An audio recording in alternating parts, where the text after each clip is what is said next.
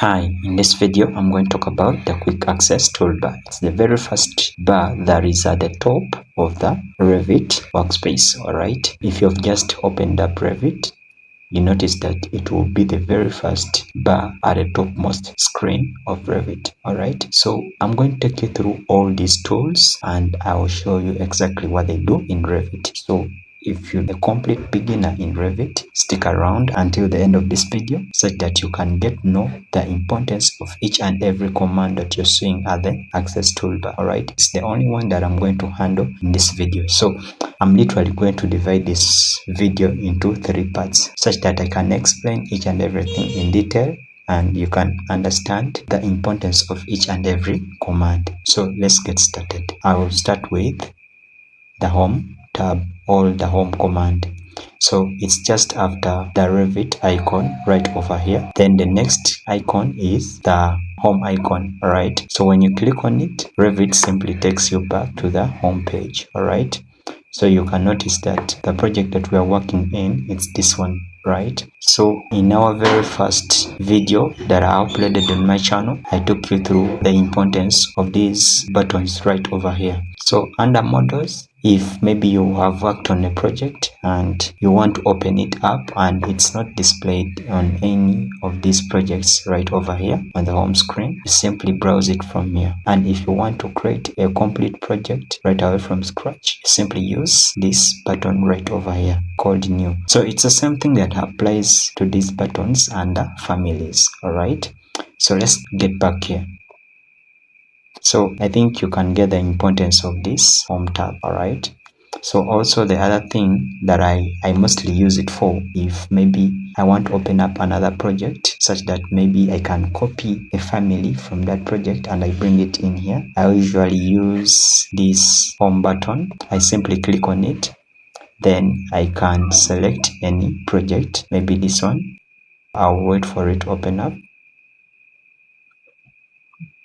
Then once it opens up, you can see that this view that we're in, it's a sheet but with a site layout plan on it. So I want to copy one of these cars into our model. So I'll simply double click to open up this viewport. Then once it's open, I'll zoom out. Then I'll select this car, press Ctrl C on your keyboard, then get back to our project that we are working on currently. Then press Ctrl V on your keyboard.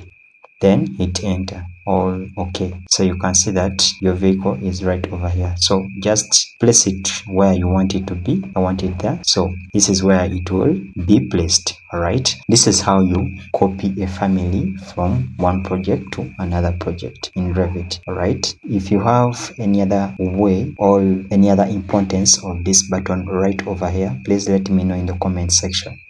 But as of now, let's proceed to the open button.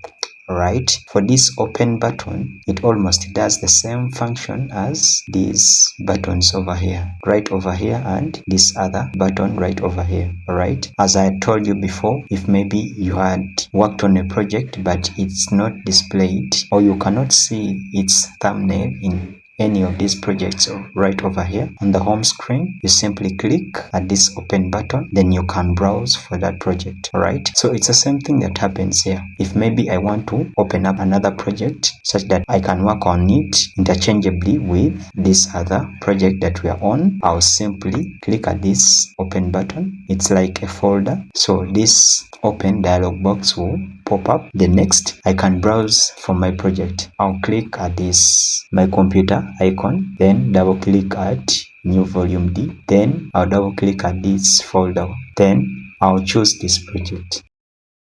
So I'll click open, but you notice that you have to click open once you're sure that this is the project that you want to work with, right? I'll just click open. So I'll give Revit some time to open up. So once my project is open, you can see that it's like a dormitory, so I can do anything with this project. All right, maybe I can copy anything from here and I put it in my current project, or I can modify it anything that I want. All right, so but I'm not going to change anything here or copy anything from here, so I'll just close off this, then also I'll close off this. All right, so I also delete of this. The next, we are going to look at the save button. All right, so for the save button, it's literally saving your work. All right, so maybe if you have started working on a project, you have to save your work such that next time when you come back, you can literally start from where you ended. All right, so this is how it literally works. Click on it,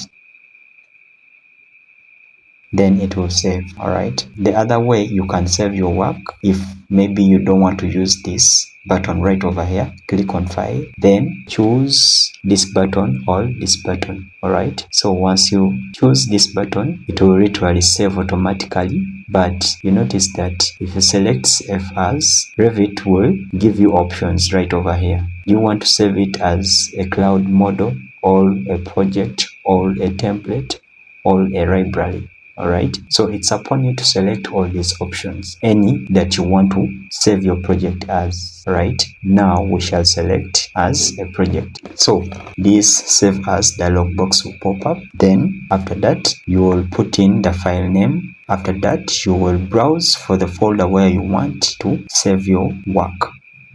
So I'll click at this my computer icon, then double click here. Then maybe I can put my work over here. Then after that, always don't forget to click at this button for options. Then you can see that this dialog box for file save options will pop up. Then under maximum, Revit is trying to tell you how many copies should it save whenever you hit save.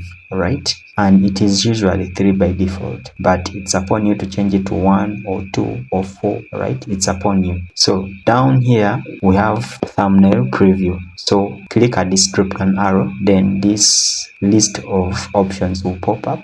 So I always go for the first option right over here, the 3D view. So I always check this, then hit OK.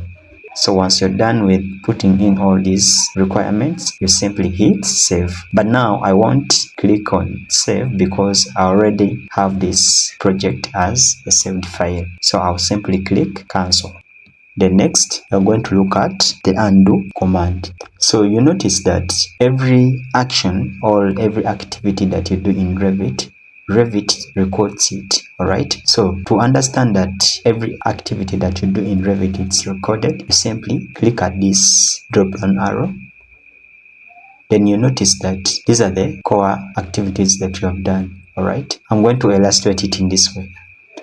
If I click at this wall command, then I'll come to my model space, then I draw this wall over there, press escape twice, then I'll get back to my undo command. Then I'll check out for this first option. You see that there is an activity for a wall being drawn. All right, I'll cancel it first. Then still I'll click at this wall command, then get back here. At that point, I'll draw another wall. Then I'll draw another wall over here. Then I'll close it up to this point. So you notice that we have 4 walls, all right, that are connected together. We have this one, this one, this one, and this one, right? So when I get back to my undo command, you notice that I have my first wall, second, third, and fourth. So when I delete this first one, you notice that the last wall that I drew disappears. That means it has been undone. Right, so when I also cancel out or select this second one, you notice that this other wall also disappears. Then if I do the same thing for this third one, you notice that it also disappears, and the same thing applies to this wall over here.